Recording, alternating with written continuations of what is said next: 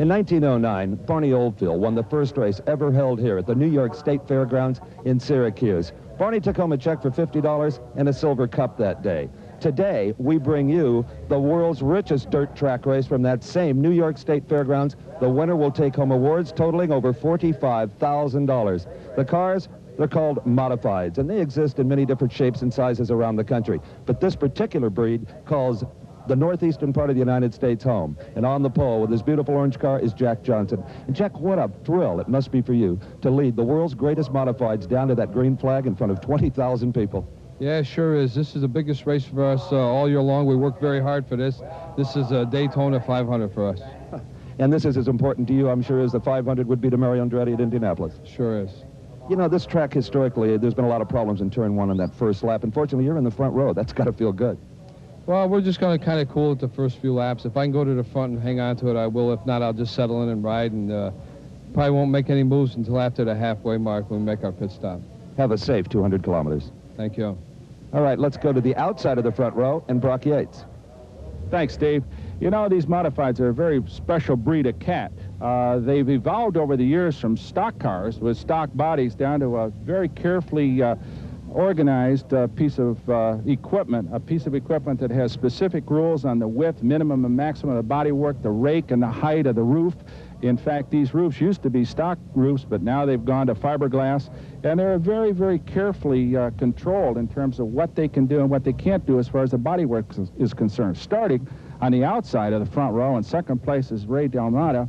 Ray, congratulations, first of all, starting up front. I know you feel good about that. And any specific feelings about the opening laps here at Syracuse? No, we just want to try to fall in line and run our own groove and just stay out of trouble and run our own race. That's about it.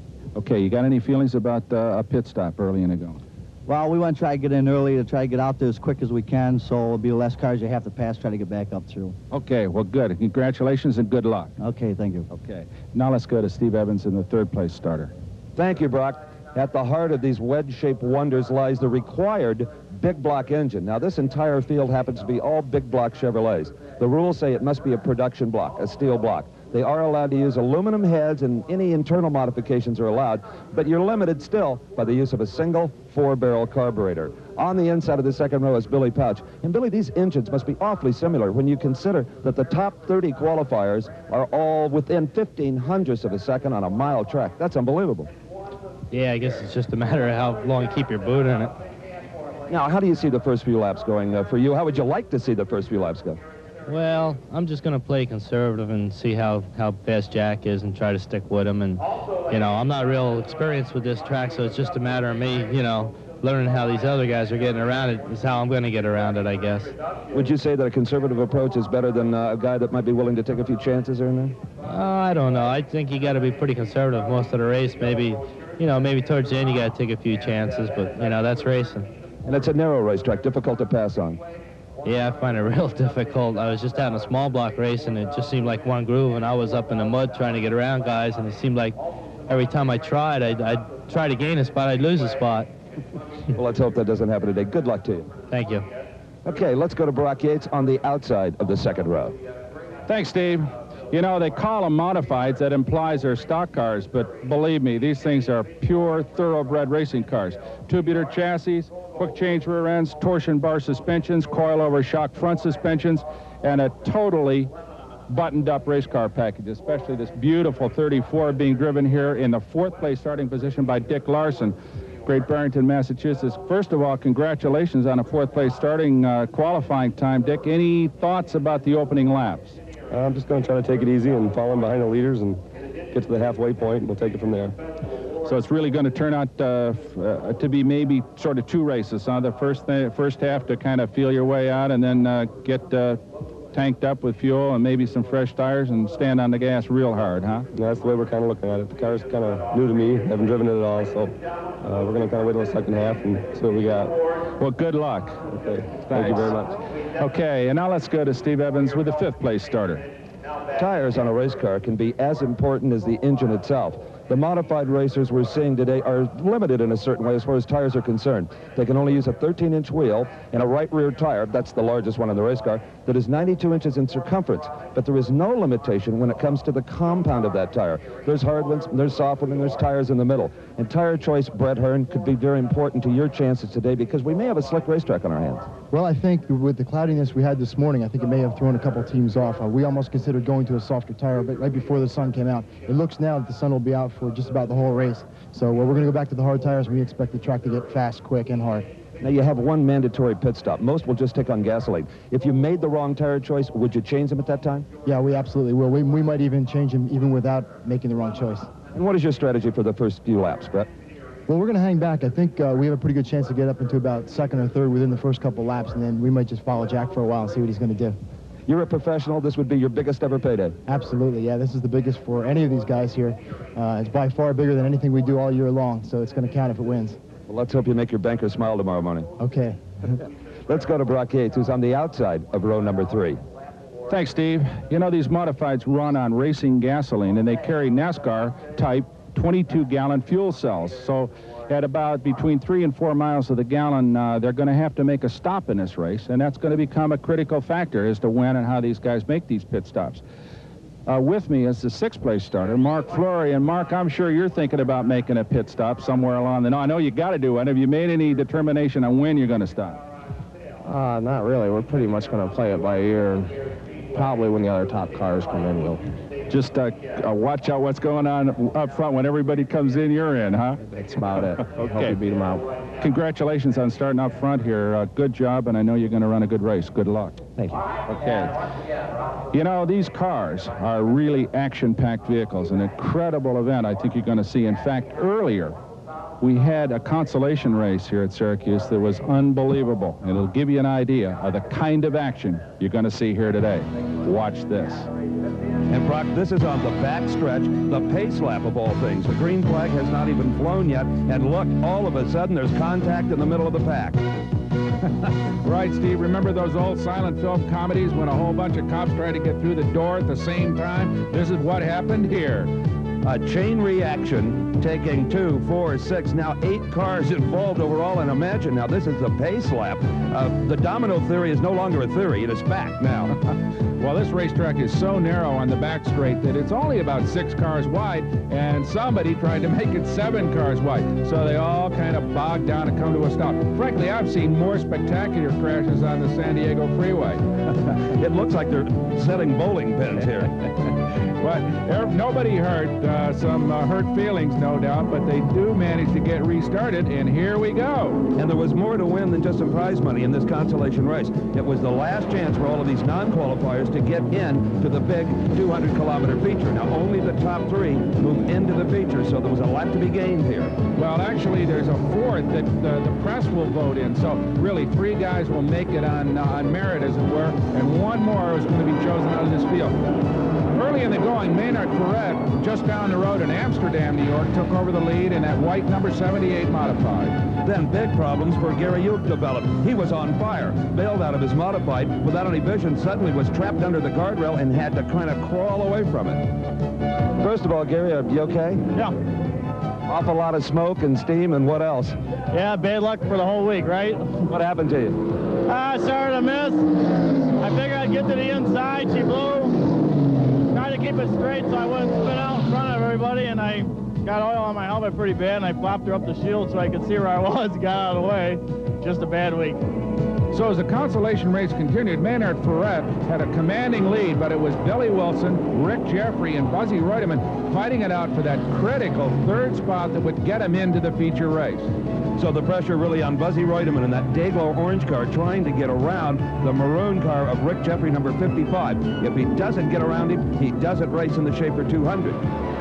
And he didn't, unfortunately.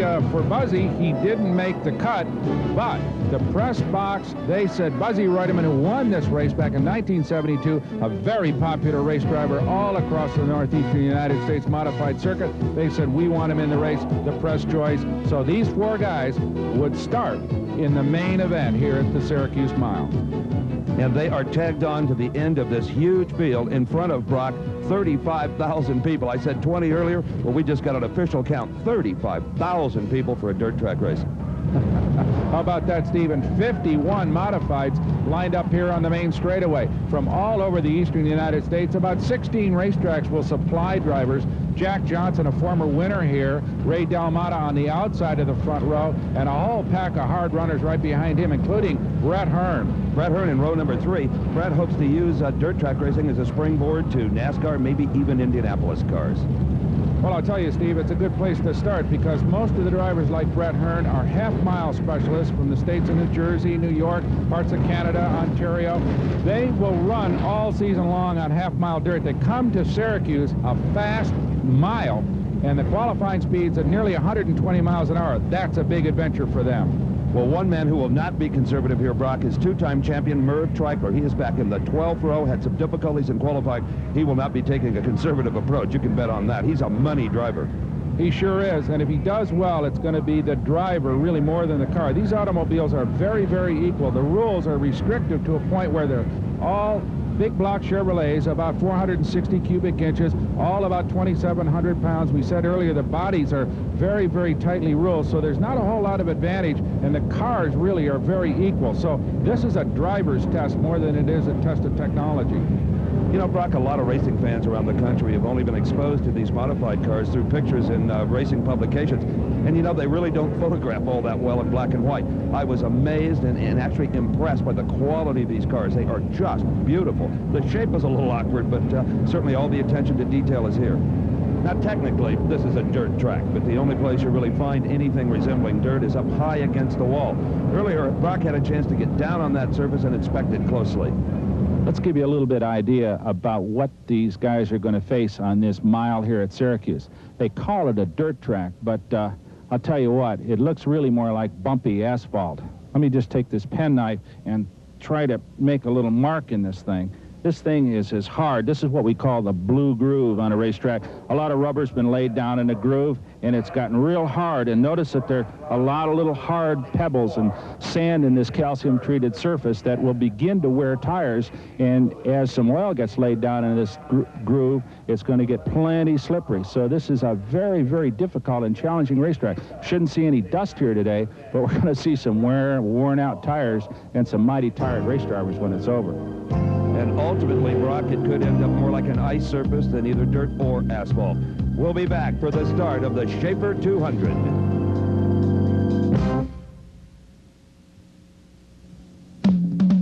'51 of the fastest modified stock cars in the country on the roll here at Syracuse. 200 kilometers, 120 laps around this big mile speedway as the fans from all over the United States pack this big fairgrounds grandstand. These folks watch these modifieds run every week at half-mile tracks around the country. They've come here to watch them run at a racetrack they like to think is a lot like Daytona or Indianapolis to these modifieds. A tricky, complex racetrack. In fact, they call it the Moody Mile. Steve is in one of the most challenging spots. The drivers, to a man, will tell you that turn 2 is the most difficult part of the Syracuse Mile. Cars have been known to fly completely over the outside fence. That's because they hit 130 miles an hour coming down the long, wide front straight. They carry that speed into a nice wide turn 1. Then all of a sudden, the track narrows dramatically. The chance of the entire field getting through turn 2 on the first lap without an incident, 50-50 at best. To tell you about turn 3, Brock Yates. I tell you what, Steve, they get through your spot down in turn 2, and the fun just starts for them because what they face is a back straightaway that's about as wide as your average back alley, and then turn 3, which is narrow, flat, and extremely dangerous. And in fact, 2 cars have trouble getting in here side by side. These 2 corners where we're at, turn 2 where you are and turn 3 where I am, I'll tell you what, compose 2 of the most dangerous and hairy corners in all of motorsports. And this is the most beautiful sight in all of modified stock car racing, the start of the Schaefer 200. We are underway. Leading them down into turn number 1 is the orange car, the pole sitter, Jack Johnson. Johnson with a 3-car length lead as they slide into turn number 2. Let's see if they all get through. They do. Incredible.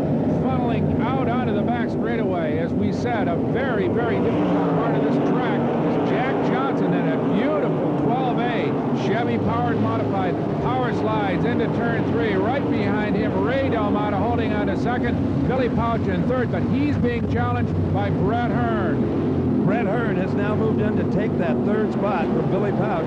Pouch at number 5 now drops back into the 4th position. Brett Hearn in that beautiful white and yellow number 20 automobile, heavily sponsored.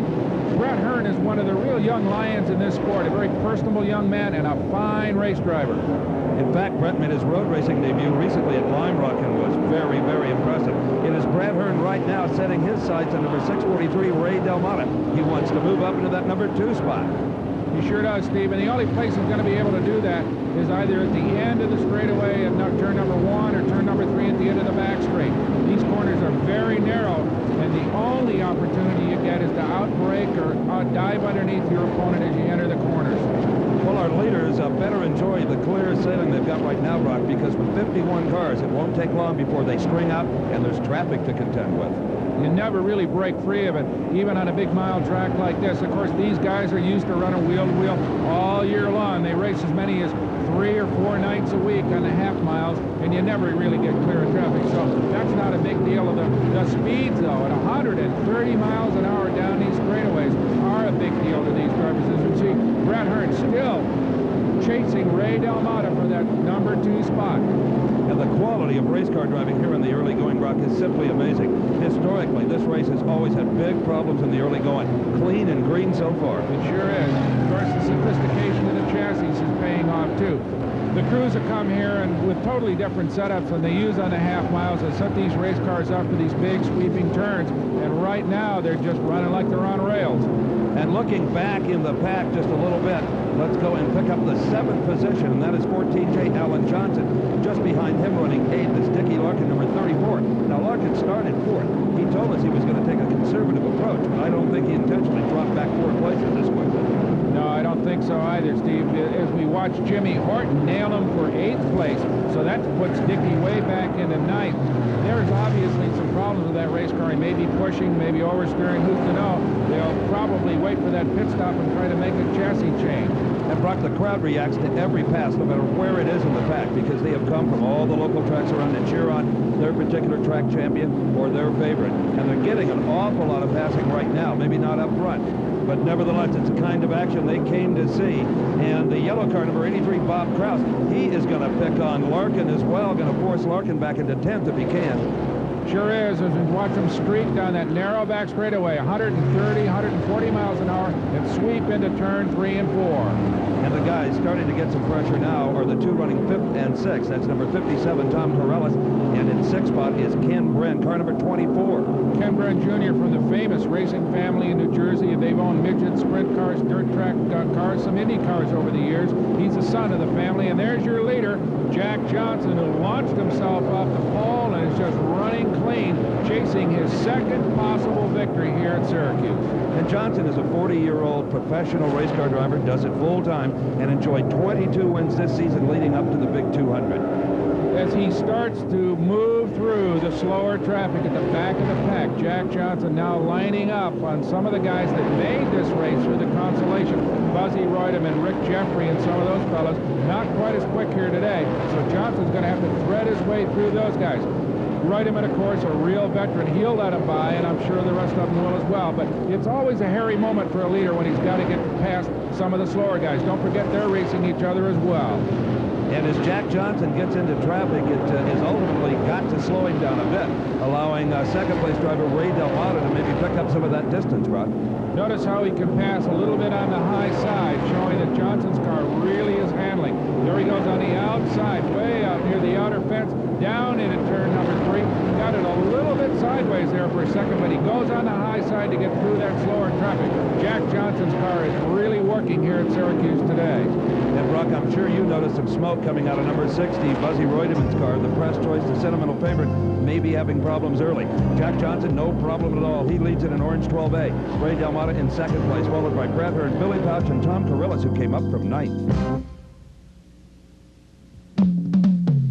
That's your leader, Jack Johnson, in that beautiful orange modified, leading in here. here at Syracuse as he threads his way through slower traffic, holding a solid lead as the 200-kilometer race here unfolds on the big mile. Here's a pit stop, Steve Evans. Yes, we have got number 728, Gene Bick, in the pit. This is much too early to be a planned stop. What a shame. Bick started in the 14th spot, was running very competitively, but he's in the pits and going to lose a lot of ground. While we're away, that number 20 yellow and white car, Brett Hearn, has moved past Ray D'Almata into second place. Now his challenge, a lot of lap traffic up ahead between him and the leader, Jack Johnson. Brett Hearn is such a pleasure to watch, Brock. That's not a driver in a car. That's an integrated single unit. Well-spoken young man, too. I talked to him earlier about his strategy for this race. Well, we always come to this race doing the best we can. We have the best engine we can build. We have the best car we can build. Everyone else does the same thing. That's the problem. We're starting up front, which makes it a little easier for us because we can stay out of the trouble that might be in the middle of the pack somewhere. So hopefully we can make a clean break early in the race and just stay out there in front, get a clean pit stop, and then get back up through traffic easy. Well, Brett and Jack Johnson certainly enjoyed the clean break, but now the waters get a little muddier. They're coming up on that back marker traffic. Number 55, Rick Jeffrey. Number 60, Roy Deman. Number 7X, Billy Wilson. And those guys are going to have to get out of the way to let Hearn through. As you can see, he's trying to pass him like Johnson did on the outside, and that gets mighty tricky. You can get up there in those marbles, that loose stuff that gets pushed off the groove, and just a little bit out of the way, and you're up against the fence. Not a whole lot of room there anyway, as we see Brett Hearn in that yellow and white, number 20, threading his way through traffic down into turn number 3. Turn number 3 just funnels in there, Steve. It's almost like a blind left turn for some of these guys as they get into that corner. Very tricky here at Syracuse. No room for maneuvering. Tommy Corellis now up into third place. He started 9th. Classic old race driver. Been racing for years. Wears a bandana. Wears the old engineer's boots that the guys used to drive in. Classic, tough, good race driver, Tommy Corellis. Buzzy Reutemann is in the pits, number 60 from the state of Florida, and he is going back to the barn, Brock, done for the day, and we've got contact. We sure do, Steve. That's turn 1 up against the fence. Alan Johnson and Jimmy Horton, two of the major players here at Syracuse.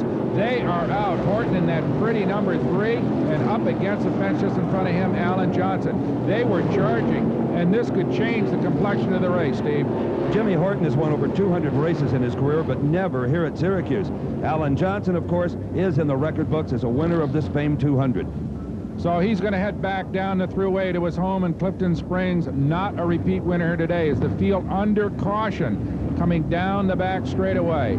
So as we wait for a restart, let's go to Ed Bruce in Nashville. In the past, perhaps the closest thing to the modified stockers we're seeing in Syracuse were the late model stock cars from Eldora in Rossburg, Ohio. Essentially, a late model stalker is a sprint car with a body, air dams, and ground effects. They represent grassroots American racing at its best. They may lack the sleek lines of many of the race cars we've seen, but they're certainly not afraid to mix it up, as we saw when Noel Winchester and Ken Moore decided to test the strength of the concrete wall surrounding the track. Later, the closing laps provided us with some intense driving action as S.L. Lavoie in car number 04 and Andy Ginsman in car number 15 diced it up with the checkered flag. As they came out of the last turn, Ginsman came low and whizzed by Lavoie. Lavoie had led the entire race. Ginsman was the surprise winner. Dirt track racing at its best. Right now, things are picking up in Syracuse, New York, so let's go back to Brock and Steve for the action. Right you are, Ed. We expect a restart of the Schaefer 200 at any moment. Right now, they are still picking up the debris of a 3-car non-injury incident, and here is a sad sight. Dickie Larkin brought this car, number 34, brand new and shiny here to Syracuse, and look at it now. Interesting, down on pit row, here is Jimmy Horton, who was put out of action in that crash. He is now taking the seat in 3S. Glenn Smith, the driver who qualified that car, is out of the machine. Certainly didn't take Jimmy Horton very long to find another ride. And down on pit row with Glenn Smith is Brock Yates to find out why. I'm with Glenn Smith, who just made a driver switch with Jimmy Horton in the number 3 car. Glenn, was that planned, or was that something that just came up? It was only planned if something happened to Jimmy's car, and what I see, something happened. So we just made a quick driver change. Maybe you could do better than I could. So you're going to sit out for the afternoon, I guess, huh? That's the way it looks. Oh, sorry, you were running pretty good. Trying. Good. Appreciate it. Well, the pace car has left the track, so we cannot be far away from a green flag restart. Jack Johnson is running up front in 12A. Brett Hearn in second. Tom Corrillis has moved up from 9th into 3rd, followed by Billy Pouch and Ray Dalmata, Brock. Ray Dalmata's fallen off the pace considerably. We don't know what the problem is. They may be able to correct it after the pit stops come. And here comes a green. Jack Johnson off turn 4, leading the pack. Green flag out. Let's see if Jack Johnson can just extend that lead. So far, he's commanded this race. There he goes. Got himself about 5 or 6 car lengths right away. And look at this. Tommy Corrillis has moved into 2nd place, taking it away from Brett Hearn, and now he's set his sights on the leader, Jack Johnson, in the 12 car. Well, Hearn did not give up that spot easily. He tried to fend off Corrillis, and just no chance. Corrillis has been the hardest charging driver in this field today. He sure has. Races down the road in a racetrack called Lebanon Valley, just south of Albany, pretty regularly all season. Doesn't travel a whole lot, but when he comes to Syracuse, he's loaded for bear. But I'll tell you what, Brett Hearn in the number 20 car is right on his tail, and you can be sure this is going to be a good race. Hearn got nipped on the restart, but it may be that he'll be able to take it back from Tommy. Let's see what happens. And coming down the back straightaway, taking the outside is Brett Hearn, and he regains the 2nd spot. Corrillis passing him there, Brock, really woke that young man up. Well, I'll tell you what, I think Brett's got some more horsepower over Tommy because he just blew him away down the back straight to retake 2nd. Crash in turn number 3, Steve. Brock, it's another one of those chain reaction incidents. 1, 2, 3. There's 7 cars involved in this one. None of them appear to be badly damaged. Some of them already trying to get back into the race. But this is enough to bring out the yellow flag here at the Schaefer 200. Stick with us. We'll be back with a restart.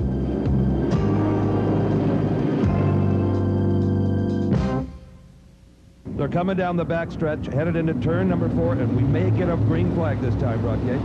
We might, and that means that Brett Hearn's got another shot at the lead with Jack Johnson, who has dominated this thing all day long. Off a turn 4, down for the green, and it looks like Jack's going to hold it. There's the starter's flag, and Jack Johnson, yes, just pulls off Brett Hearn by a few car lengths. And you know, Steve, every time Johnson gets a restart, he just pulls the cork on everybody. It just seems to have handling and power to pull away from the rest of the field. But right now, Brett Hearn is holding out a lot better than he had before. Jack Johnson leading it, Brett Hearn right behind him, and back in 3rd place is still Tommy Corrillis, that tough guy from Lebanon Valley, hanging on in 3rd place. But you're right, Brock. Johnson is not driving away from Brett Hearn as he did on lap number 1. Hearn staying a good deal closer. Well, he sure is, Steve, but now it looks as if old Jack's starting to move out on him a little bit. It's almost inevitable. Johnson's car is so strong that he just seems to be able to handle the rest of the field without a lot of effort.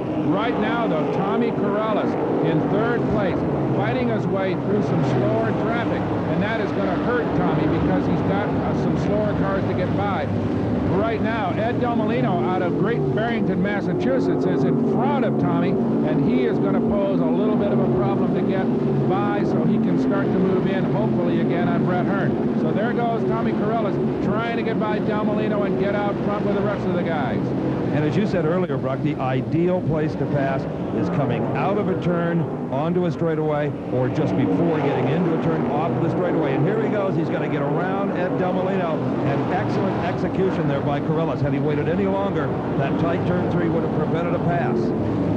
So Tommy Corrillis has shook loose from Delmolino, and now will try to make up the distance that he lost on Hearn and Johnson for running 1st and 2nd here at Syracuse. You know, Brock, earlier we talked about the talents of Merv Treichler, who was stuck back in the pack on the start. Well, he has moved all the way up the 6th spot from 23rd in a car that he built in only 6 days. So the fans delighted to see number 58, the orange car, moving up so rapidly, Brock. The car is called a mud bus. It sure is. It's a kit car that's built by Maynard Troyer in Rochester, New York, one of the most famous of the Eastern modified drivers. Had a good career for a while in Grand National stock car racing, now is retired and builds both pavement modified cars and these dirt track cars. He calls the dirt track cars mud buses, and I'll tell you what, they're among the very best. This vehicle, that red number 58 of Marv Treichler, is one of the very famous numbers in Eastern Modified racing. And I'll tell you what, he built it in 6 days, but he knew how to do it when he started, I'll tell you that. Well, the Syracuse 200 has been a gold mine for Merv Treichler. He has won the race twice, and right now is setting his sights on some $44,000 in prizes and awards. That includes a new car block, a diamond ring, and a whole fistful of cash. Well, Merv is a very successful potato farmer in western New York State. The family owns a big farming operation up there. He used to race almost constantly. Now he's kind of reduced his schedule. But as we said earlier, when he comes to the big shows like this, he's like Jack Nicklaus. He may not play quite as well in the little tournaments, but when he gets to the Masters, watch out. And that's what Treichler is doing. This is the Masters for the Eastern Modified dirt track drivers. And watch Treichler. Look at that, moving around one of the slower cars on the outside. He's got the chassis working. There's no doubt about that. A very experienced driver, never in trouble, very smooth, very fast. So we'll watch him try to move through this field. And here's the classic place to pass, coming off the straightaway down in turn number 1, and he does it again, picks off yet another one. Well, you got to be sure that the fans are watching that number 58 car. It's a very familiar number. As I said, he won twice with it here before. And right now, Merv Treichler is the man on the move in this massive field. Over 50 cars running here at Syracuse on the big mile. The Moody mile, they sometimes call it, because the conditions change so radically during the course of a race. Well, the next cars that Merv Treichler must challenge is number 5, Billy Pouch. He's running in the 4th position. And number 7, Jeff Hotzler, who's in the 5th spot. Running 6 is Merv Treichler. So it's an interesting contrast here as Jeff Hotzler started way back in 18th place. Let's not forget, though, that Billy Pouch, he started in 3rd. He's fallen back a couple of places and now kind of holding his own there. But Hotzler is very much a charger, as is the man behind him, Merv Treichler, moving up as well. And in the middle of all of that, the yellow car is number 31. Now, he's a lap down, Mark Quinn. And the starter will undoubtedly be waving the passing flag at him. You kind of feel sorry for those guys, Brock. They're out there trying to pick up a position, too. They sure are. They're all racing somebody on that racetrack, even though at this particular time he's a little bit slower than everybody else. So I'll tell you what, both Pouch and Hotzler are having some problems getting by Mark Quinn, so he seems to have found a handle on the old race car for the time being, anyway. And he's holding it. In fact, it looks like he's moved out a little bit on Pouch. You got to wonder whether Billy's just having some problems. Well, only about a half a lap behind, running in the 6th spot, is Merv Treichler, and he's coming like a freight train. We're doing it in the dirt at Syracuse, and the Schaefer 200 as Jack Johnson leads it. Brett Hearn, Tommy Corella 2nd and 3rd. But look at this, Merv Treichler passed Billy Pouch while we were away and is all the way up into 4th place in that orange number 58 mud bus. Coming down the front straightaway, got his sights set on 3rd place. That's Tommy Corellis in that number 57 automobile. Well, no driver out here has more fans than marvelous Merv Treichler, and he has got them on their feet now, Brock, just nailing them one by one. Well, remember we talked about the racetrack, Steve. Look at how shiny and smooth it's getting, just like asphalt. It's going to get a little bit tricky as Merv tries to set up Tommy as they go down into turn number 4. Way at the far end of the racetrack and come off down the big, wide front straight. Let's see if he can get by him. This is the place where he'll try to pass. He's going to duck underneath him on the inside. Can't do it. Corella shuts the door as they head into turn 1. By staying high there, Corellis avoided that pass, Brock. Good driving on his part. Well, he's a veteran. Has run a long time in these Eastern Modifieds. A very formidable driver is. Now, Treichler tries him on the outside. Now ducks down on the inside down the back chute. Still can't do it. Look at this. Here is trouble. Coming down into turn number 1. That is Vinnie Prentice out of Central Square, New York. Got sideways, trying to come into turn 1. Dave Leckenby out of Schenectady, also involved in that spin. Doesn't look like any body damage, serious, but I would think maybe we got a blown engine there. An awful lot of steam, Brock, indicating the radiator took a shot as well. It may be. It's hard to say. There's some water on the racetrack, whether that's oil or water, hard to say, but there goes Vinnie Prentice. Yep, something broke because he got it sideways the wrong way going down into turn number 1. Fortunately, didn't collect too many other cars. For an instant, Leckenby started to go down low, then apparently thought that's where Prentice was going, then tried to get high and almost escaped without any damage, but not quite. just nicked the left rear wheel, and that's probably enough to put him into the pits, as do the leaders. Here comes a mass pit stop by the leaders. Charging down pit road, that's Jack Johnson in the lead. Right behind him, Brett Hearn in the number 20 car. All these guys are at the head of the pit. Now, we're going to have tire changes and fuel go on board all these automobiles. It's going to be a critical stop because even though their fuel is under caution, that's Brett Hearn getting a jack underneath his crew, jacking up the rear of the car.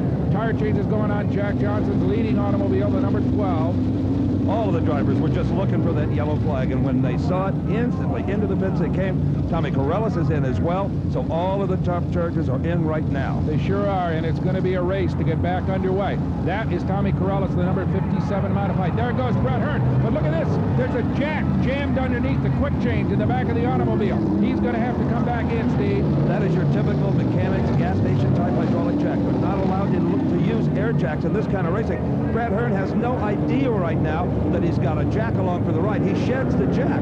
He must have known that it was under there, so he just kind of snaps upon the automobile to shake it loose, but I'm sure they're going to bring him back in. The jack, of course, is on the racetrack, so we'll have to see what the officials say about that. Will they bring him back in? Big question, but nonetheless, it did slow him down even after he got underway.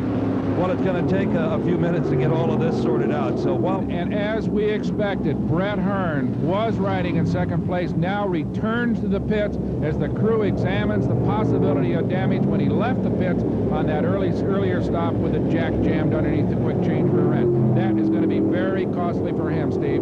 And Brock, while we were concentrating on the big three, look at this. This was Merv Treichler's pit stop. An amazing effort by both driver and crew, and it moved Merv up 2 full positions right into the number 2 spot by quick pit action. But one thing that happened right there, gasoline sloshed into one of the crewmen's eyes, and that had to be very painful for him. Look at this. He has got gasoline in the eyes, and it does burn. But he doesn't give up, does he? He sure doesn't. Of course, nowadays, a lot of the NASCAR guys are using goggles to protect themselves from that high-octane gasoline. There goes Treichler. Just roars out of the old pits and back into the race. As now they're going to try to wash the gasoline out of the crewman's eyes. But I'll tell you, one brave man, he hung with that fuel until he got it in the tank. That's an 11-gallon NASCAR-type fuel can. They're going to wash down his eyes. A lot of pain. Boy, I'll tell you what, I've gotten some gas in my eyes over the years, and you can believe that it hurts. Well, Merv Treichler's pit stop moved him up, but look at this. On top of the pile is Carl Collis, car number 12, who started in the 28th spot. Amazing. We're going to see quite a race when the green flag again falls.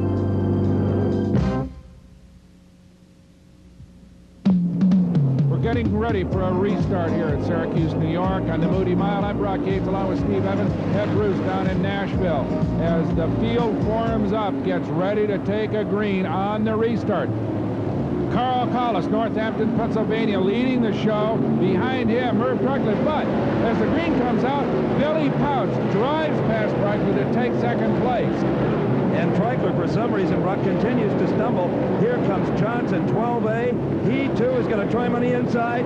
He has got Treichler. So Marvelous Merv just had a ragged restart there. Well, it could be. Don't forget, these cars have only got 2 forward gears. It could be Merv just bogged down a little bit on the start and just was slow to pick the momentum back up. So Jack Johnson back in the groove again. Let's not forget, he's been the strongest driver here all day long. That orange car of his running out front most of the day until a pit stop put him back into 3rd place. And Merv Treichler has finally managed to get around the yellow car that was a lap machine and now trying to close up on Jack Johnson. We've got a terrific race on our hands here, Brock. Sure do. It's also possible that maybe Merv was running a little bit taller gear to get better fuel mileage because he did start way back in the pack. So there's a number of reasons why Treichler may have been slow on that restart. Well, our new leader, Carl Collis, didn't come into this race with quite the credentials of a Johnson or a Treichler, but he is certainly starting to build a reputation simply leading the Schaefer 200. He sure is. As the field starts to string out, that's Jack Johnson in that orange number 12. Down into turn number 1 and through turn 2. Right in front of him, Billy Pouch riding in 2nd place. And there, Jack Johnson trying to move in on Billy Pouch.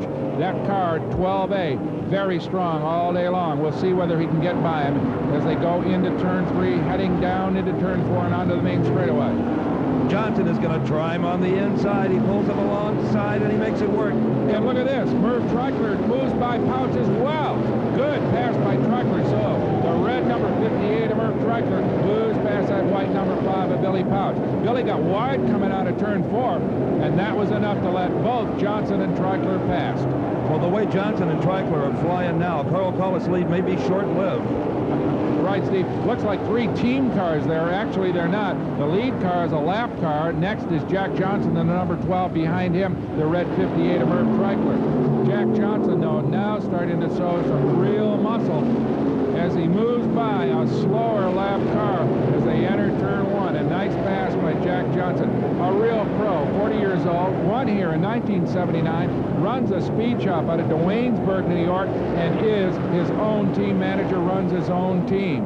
A very effective full-time professional, runs as many as 100 races a year. Let's go to Steve and Merv Treichler's pits. John Harvey, Merv is really flying out there, but how's the boy that got the gasoline in his eyes? Is he okay? Yeah, he's okay. We got him washed out in time, I think, you know. What's Merv saying about the racetrack? So greasy, he's comfortable, but, you know, we're just off here and there. But, you know, he's got a lot of experience. He's got a lot of confidence in himself here, you know. And that means a lot out there when, you know, somebody's chasing you, you know. Well, for a car that was built in 6 days, you're doing just fine. Yeah, thanks a lot. Imagine if they'd had a whole week. They might be leading instead of back in 3rd place. Chasing this man, number 12, Jack Johnson, riding in 2nd behind Carl Collis as the Schaefer 200 continues at Syracuse, New York.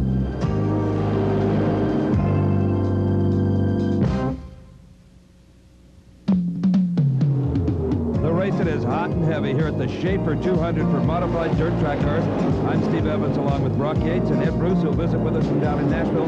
Carl Collis is the leader still at number 12, but a lot of pressure, Brock, from Jack Johnson and Merv Treichler. Absolutely, Steve. Of course, Jack Johnson been the strong man here all day long. Started on the pole and only lost the lead through a pit stop. But Merv Treichler, the big story, started way back in 23rd place, been up among the leaders all day. Same way with this man, Billy Pouch.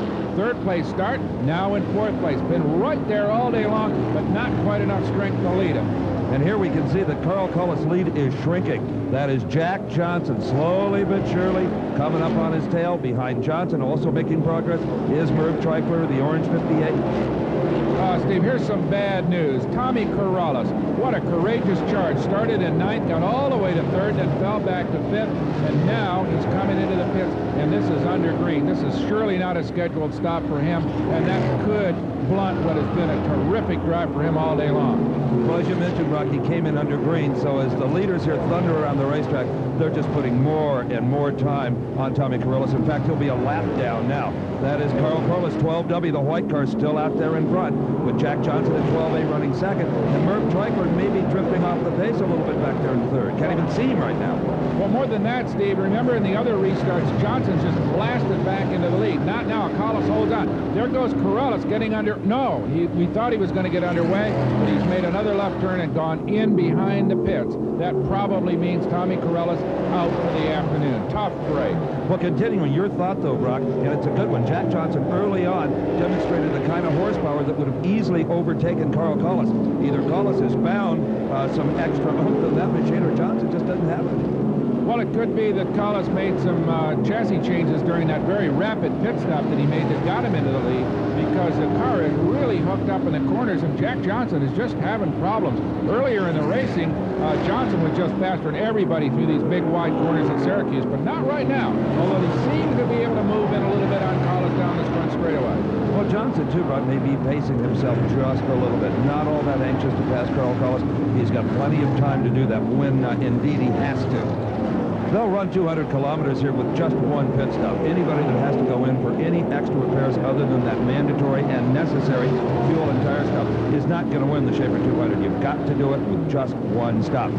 So getting around a lap car very easily, 12W Carl Collis out there in the lead, the white car. The beautiful 12A of Jack Johnson. Remember the pole sitter, 79 champion, right on his tail. Only Johnson knows if he's having any problems or just cooling it back there, comfortably drafting along behind Carl Collis. Well, the absence out there of freeway-like traffic tells you there has been tremendous attrition already in this 200-kilometer race. An awful lot of cars are back at the pits, the drivers scratching their heads, wondering where they went wrong. And, of course, one of those drivers, a very competitive guy who was up as far as number 3 with his 57 car, Tom Corellis, retired early, and Brock Yates has caught up with them down in the pit area to find out just exactly what went wrong with that machine.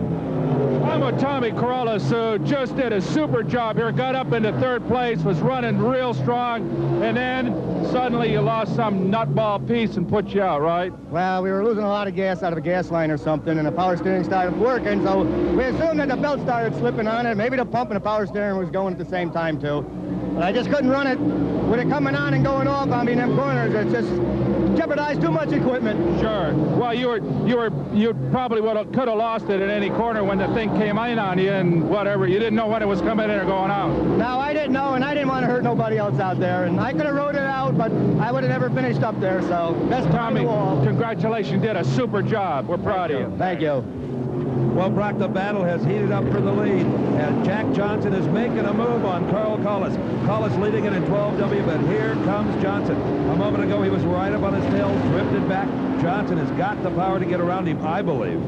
Well, it's going to get interesting now because they are moving up on some lap traffic, and one false move by Carl Collis will give Jack Johnson the opening that he's looking for. There they go, a collection of slower automobiles now in front of him. And look at this, Johnson moves underneath Collis, a pass underneath to take the lead, just probably as Collis tried to set himself up to get through some lap cars. Johnson positioned himself perfectly, and here you see him continuing. Now, Collis down on the inside, but the lap car is going to prevent him from passing, or will he?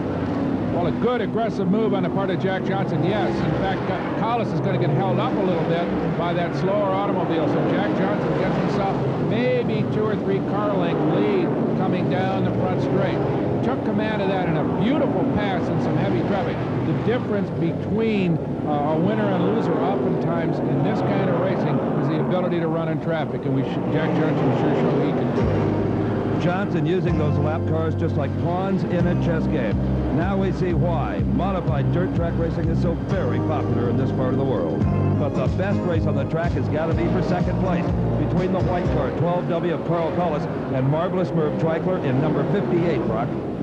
Well, Steve, I think Merv's got a little bit more straightaway speed than Collis has at this point, but Collis is doing a terrific job of making that car about 10 feet wide and making it hard for Merv to get through, especially with a lot of traffic around in the racetrack. Also, let's not forget that the racetrack is now getting really hard. It's got that old blue groove laid down, oil and rubber, and the racetrack is really more like asphalt right now. It's going to be interesting to see if we do get tire wear on these later stages of the race. Notice, too, that there's some potholes starting to develop in the racetrack as well, which could be damaging to suspension and could get somebody sideways. They're right in the middle of these corners. Well, the track is difficult at best to pass on, and now it's even more treacherous. I think possibly that's why Merv Treichler is being a bit conservative here, trying to get around Collis. All you got to do is hook a rut with one of these dirt cars when it's sideways in a corner, and you got one upside down, and of course that can change the complexion of the race instantaneously.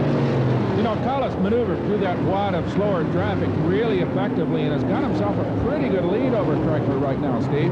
Well, the chassis adjustments made during Collis' one and only pit stop are really paying off for him now. Only Jack Johnson has an equal handling race car out there. And in the pits is Ray Dalmata. He started second on the group in car number 643. Dalmata, and there's a sign to his crew that he's going to cut the engine. They are done for the day, Brock. That's too bad. Ray has never really been a factor, though. He fell back early in the going as this man, Brett Hearn, who started out, remember, way up front, ran, challenged for the lead early, then had that jack incident in his only pit stop, fell back, is a lap down now, and is riding in 7th place. But you can see he's still standing on the gas and trying to make up as much ground as he can. But I'm afraid that he's not going to be able to win his first Schaefer 200 here today. In the meantime, up ahead of him, Ken Johnson riding in 6th place in car number 64. He is no relation to the leader, Jack Johnson, and in fact, there are a couple of other Johnsons that started the race as well. Alan Johnson and his younger brother, Don. They, of course, are related. The other two aren't, but nonetheless, Johnson surname well represented here at Syracuse today, Steve. Well, this Johnson, Ken, in car number 64, has got his sights set on Tom Wilson. Tom is currently riding in the 5th spot in car number 113. He has done an incredible job when you consider Tom Wilson started 39th. There's Tom in that bright blue 113 modified car. Of course, these vehicles all all look very similar body-wise and are very similar. All about 2,600 pounds, all carry big block Chevys, all running with 4-barrel carburetors on gasoline. They're very evenly matched automobiles, Steve, and very reliable for the most part. And the shape of these cars was never on anybody's drawing board, really, Brock. It just kind of evolved as the rules changed and guys tried different things. They ended up with a very efficient wedge-shaped car. If you look very closely and you use a lot of imagination, you can sort of see an old Gremlin body that a lot of them used originally, but now they've been very much modified to resemble modified cars. That's all they are. They're a class unto themselves. Not, as you say, they're not going to win any styling awards or any beauty contests, but they sure work as race cars.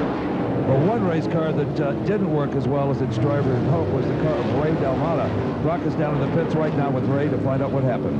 I'm with Ray Dalmata, who just started second, ran a real strong race, and then suddenly some problems. What was it that put you out, Ray? I don't know. Something broke inside the motor. It's been getting flatter and flatter all afternoon. It didn't seem like you were real strong after the first few laps. Did you feel some power going away on you right away? The motor started getting warm, and then it just started running flat all afternoon on the straightaway. So I don't know what's wrong. Well, we're sorry you're out. It's racing.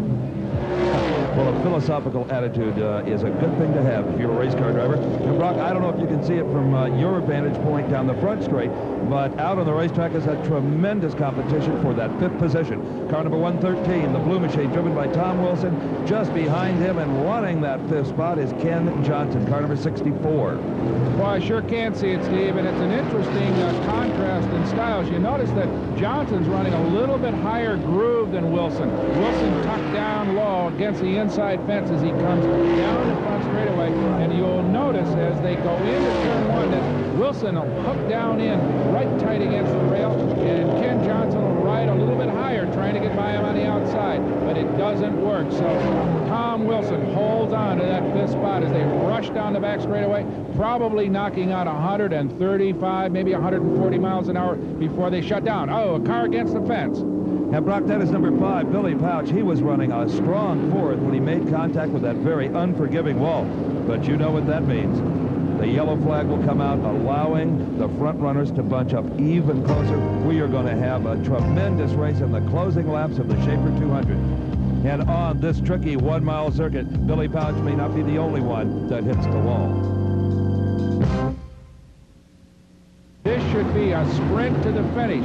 Pit stops completed. The racetrack clear, and there's Jack Johnson, that beautiful orange number 12, leading them out of turn 4. Jack Johnson sees the green flag. He is on the gas, and just like he did on lap 1 of this race, he goes into turn 1 with a wide margin between he and the second-place driver.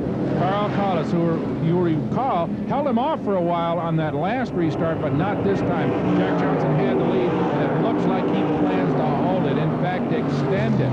As we watch Carl Collis right behind him, Merv Freiberg trying to fight his way through some traffic to get up closer to Collis in second place.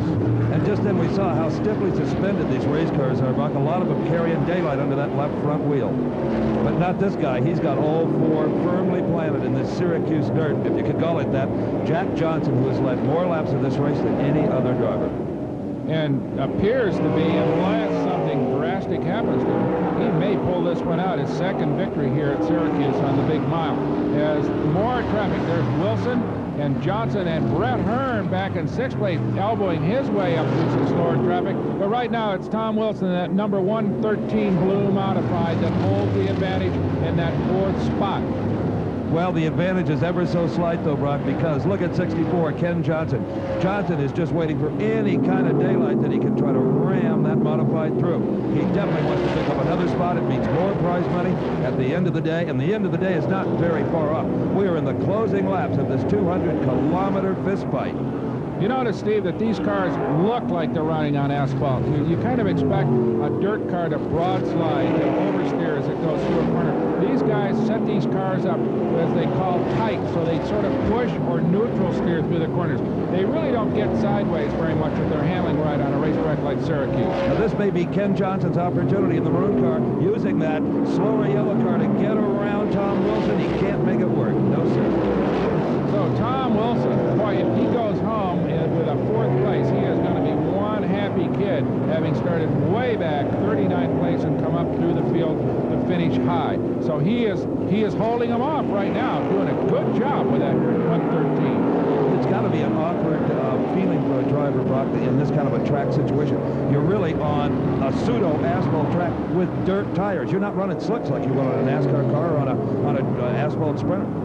Absolutely, and as I said, these cars are really set up more like an asphalt automobile on this big mile than they would be for the shorter dirt tracks that they normally run. As we watch Wilson and Johnson smoke it down through turn 2 and head out onto that narrow and very fast back straightaway. Wilson still holding him off, and let's not forget, there are a couple of big holes developing right in the center of turn 3. There they are, and notice that, look at this, Johnson is trying to go by him on the outside, way up high, coming off turn 4, Steve. But the higher you get, the less control you've got, and that prevented Ken Johnson from getting around. You get out there in those marbles, and you saw the car, it wants to spin around, and only a good driver is keeping it from doing that. You know, tires, that's one of the greatest expense these guys face from race to race, and you can see why. Just look at all the rubber on the track. If there was any way to scrape all that up and recycle it, you can make a lot of tires. Well, this sanctioning body has specified relatively small and narrow tires for these cars, specifically to hold down the cost. And Brock, that sanctioning body you mentioned is called DIRT. It stands for Drivers Independent Racetracks. And this is the first time that our Diamond P Sports crew has had a chance to work with these guys. And I'll tell you, it's been a big pleasure. We'd like to thank them for all of their help and their technical assistance. And Jack Johnson, incidentally, our leader way out in front there somewhere, is leading the points with the title of Mr. Dirt. Now, to be called that would be an insult to some people, but around here, that's as good as it gets for a race car driver.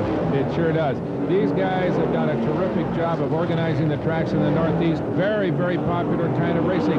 As we watch, once again, Ken Johnson try that outside groove. He's been trying Wilson all afternoon that way. Can't quite pull it off. Well, that's because Wilson has positioned that blue car so perfectly, Brock. He can't go down low. There's not enough room, and he goes high. He gets in the marbles. He's all over the place. But he sure can run a little bit higher than Tom Wilson, and that indicates that probably Ken Johnson's car is handling a little bit better, but that outside groove just doesn't work for him. So he's going to have to duck underneath Tom Wilson to get into that 4th spot if he is going to pass him at all. And very little time remains for this man, Carl Carlos, in car number 12, to catch the leader, Jack Johnson, and also for the 3rd place driver, number 58, Merv Treichler, to get a handle on College. You can see him just behind him. Well, there could be an opportunity for him right now. There are 2 slower lap cars coming up. Collins going to go low to try to get through him. Treichler, what'll he do? He may go high. Yes, coming off turn 4. Treichler goes high, ducks down low, but Collins gets through. Treichler gets through. He loses his opportunity to catch Collins. We saw what a master Merv Treichler is at using those lap cars to his advantage, but this time getting high out of that corner block probably cost him the pass. Well, it could be that it was a gamble, that he thought that might be the high line to get by, but it didn't work. And even now, he's still slowed up a little bit by one of the slower automobiles as Carl Collis out front there moves out to a bigger advantage than he had before. So Collis got the break in the middle of that slower traffic. And as the drivers cross the start-finish line, they see the white flag. They are going on to the last lap of the Schaefer 200. Less than 1 mile separates Jack Johnson from over $40,000 in awards. So there he goes, smoking down the back straightaway here at Syracuse. Turn 3, little bump. Across those, no problem. Into turn 4, down the front straightaway. He sees the checkered flag. Bobby Wilson's waving in front of him, and here he comes, the winner at the Schaefer 200. So Johnson will win it. Carl Carlos will take 2nd spot. Merv Treichler will hang in there for 3rd. There's Johnson, the winner. But what about that 4th position race we've been watching? Will Tom Wilson or Ken Johnson get 4th? It is the blue car. It is Tom Wilson. Johnson never able to get around. So a good race all day long. We saw some guys coming from way back in the pack, including Treichler and Wilson. Of course, the winner off the pole, this man, Jack Johnson, who dominated the race to earn the biggest payday of his career. We'll be back to talk to him after this. All right, crawling out of orange number 12, the 200 champion, his 2nd win. The first one came at 79, waving to the fans in the stands, and all of his crew. Jack Johnson. Excuse me. Jack. From pole position to winner's circle. It can't be done any better than that. Unbelievable. I'll tell you, these guys did a heck of a job preparing the car. Everything worked out just right, and I'll tell you, I really couldn't be happier, really. I'll tell you, Carl Collis was not that far behind you. If you'd made a little mistake, he'd have got you. Well, Carl's a real good runner, and I know he runs tough all year long, and I was ready for him today, though. We have him covered. Any anxious moments out there, especially in turn 3? Well, lap traffic was a little bit of a problem. These guys all racing for a spot, and you can't expect them to move right over, so we had to race with them today. And luckily, everything went our way today. You got a beautiful new car to drive home, a diamond ring for your pinky, and a sack full of cash. Congratulations. Unbelievable. Unbelievable. Jack Johnson conquers the Moody Mile today. Well, the crowd is mobbing Jack Johnson down here, Brock, and in the process, accidentally crushing me. So let's go to you with the second place finisher, Carl Collis. Carl, let me get you out of the race car here. Carl, congratulations. Fantastic effort. 28th to second. You were moving. Any problems at all? Well, we had a problem early on in the week. We're trying to get it ironed out. We're just down on horsepower, trying to catch Jack. This race car just got hooked up real good, though. Any problems in the race at all? No, we had a little temperature. Motor started running a little hot on us, but other than that, everything ran good. Eyeballing that 12 for a while near the end, weren't you? Yeah, I was. Congratulations. Super work. Thank you. And now let's go to Steve with the third place finisher. Well, you look back at qualifying and you wish it was a little higher than 23rd. You were so close. Well, the car ran real well until we had our pit stop, and then we picked up a vibration, and it got worse and worse and worse. I think it was the crankshaft or the tail shaft and the transmission. It's so hard to tell. They both vibrate about the same, and then I just was glad to hang on to third. Have you ever seen a safer 200-mile race here? Pardon, I didn't hear. A safer 200-mile race here? It was really great. There was very little caution. In fact, we were going to wonder there when we were going to get a caution. A couple bad wrecks, but at least they come out of it all right. I would tell you, your crew did a wonderful job on that pit stop. We were there. Well, they've been good. They've been changing tires right along for me and putting gas in the car and getting the car ready. I owe that to them. They did it for me. Well, congratulations on a beautiful drive. We loved watching it. Thank you. We sure did, Steve. A great show here at Syracuse on the great mile track, historic mile track. Since 1909 they've been running here. Jack Johnson, the winner. Carl Collis, a close second. And for a very wet race queen, this is Brock Yates, along with Steve Evans and Ed Bruce, saying thanks for joining us at the Syracuse Mile.